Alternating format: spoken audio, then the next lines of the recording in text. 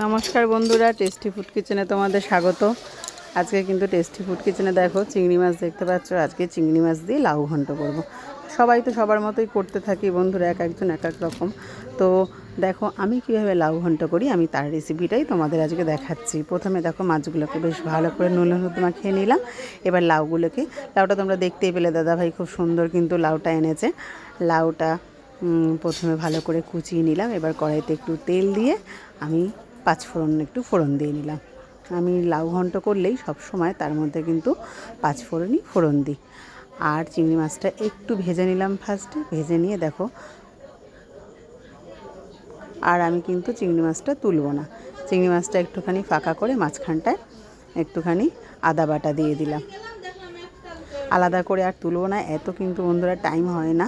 তো যেভাবেই মোটামুটি একটা রান্না করি তোমাদের সেটাই শেয়ার করি, দেখো সেটাই তোমাদের দেখাচ্ছি। এবার একটু কাঁচা লঙ্কা চিড়ে আর তার সাথে একটা টমেটো দিয়ে দিলাম। দিয়ে টমেটো দেওয়ার সাথে সাথে একটু লবণ দিই, জানোই তোমরা, কারণ লবণটা দিলে টমেটোটা খুব তাড়াতাড়ি মিশ হয়ে যায়। এবার ভালো করে মাছ দিয়ে আর টমেটো দিয়ে কাঁচা লঙ্কা দিয়ে কিন্তু কষাচ্ছি।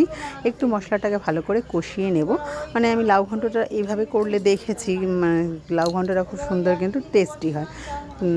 তারপরে একটু জিরের গুঁড়ো দিয়ে দিলাম, দিয়ে সামান্য একটু জল দিলাম।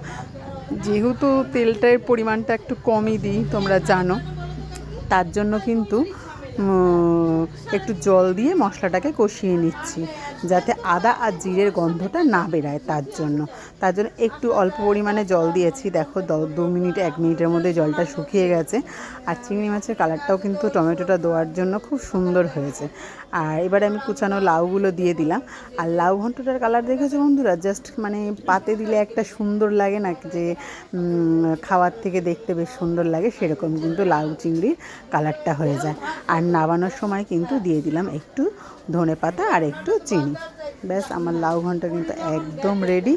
তো বন্ধুরা, তোমরা আমার এই রেসিপিটা একটু ফলো করো, বাড়িতে একবার ট্রাই করো, তার করে আমাকে কমেন্টে জানিও আমার লাউ ঘন্ট তোমাদের কীরকম লাগলো। ফেসবুক থেকে দেখলে একটা ফলো করে দিও, আর ইউটিউব থেকে দেখলে একটা সাবস্ক্রাইব করে রেখো নতুন ভিডিওর জন্য।